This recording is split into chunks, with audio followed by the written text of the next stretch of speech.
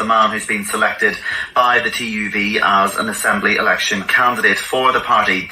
He said he had quoted soldiers there on Bloody Sunday in the context that no military personnel had lost their lives. The death of 13 people, in fact the death of every person who lost their lives in Northern Ireland, is tragic.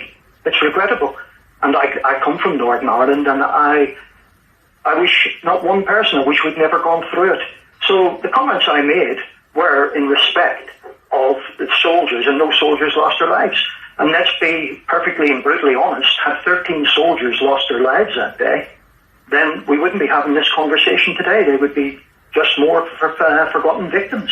Can you understand why someone like Tony Doherty would find those comments incredibly insensitive? His father was shot dead on Bloody Sunday.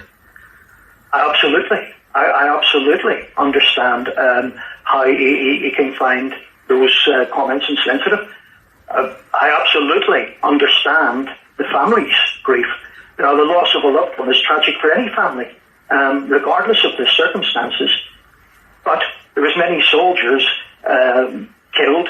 That particular day in Londonderry, the parachute regiment, had there been no public disorder, had there been no major disorder, the parachute regiment who stood by for an arrest operation, and I wasn't there. I was not one para, I'm a 3-para soldier.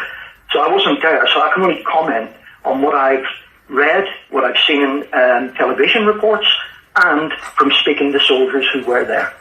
Well, you'll know by watching those television reports that the Prime Minister apologised and said it was unjustified and unjustifiable what happened in the Bogside. I mean, the Savile inquiry was questioned by veterans, and that's understandable. A solicitor acting for soldiers said that Savile had cherry-picked evidence, in inverted commas. Anyway, Savile delivered his verdicts. A subsequent 8-year, robust and at times aggressive investigation was carried out by the PSNI.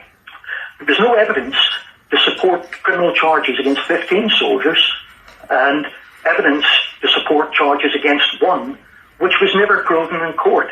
I served in Northern Ireland. I served in the 70s, 80s and 90s, and the reporting that comes across, and I can understand it from people that the parachute regiment was nothing but a band of bloodthirsty individuals. Nothing could be further from the truth. We were disciplined. People were killed on the streets of Londonderry, and I'm on record many times that innocent people were killed at the hands of security forces in Northern Ireland, be it police and be it army. I'm on record, and I have no qualms whatsoever in saying that.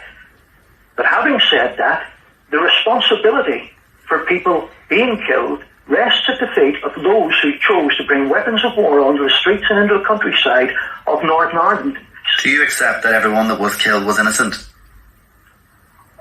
Well, again, when you read the facts, there was nail bombs, I believe, found on one person, I believe. Now, an innocent person wouldn't have nail bombs on them. The evidence, if we look at the Savile inquiry... Unjustified and unjustifiable is what the Prime Minister said. Innocent people on the ground were killed. He did, and we accepted that to a degree when he said that, because that was based on what Savile had said, and he made that announcement very, very shortly after the Savile inquiry made its announcement. But, as I said, then a subsequent 8-year police investigation failed to find the evidence to support that. Would you be willing to sit down and talk to Bloody Sunday families? Well, I would have no major objections to talking to them at all. But bearing in mind, you sound slightly unsure.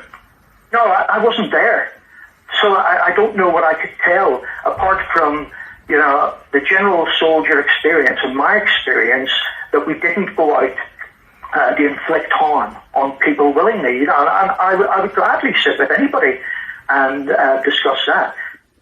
John Ross speaking to me there. The time now.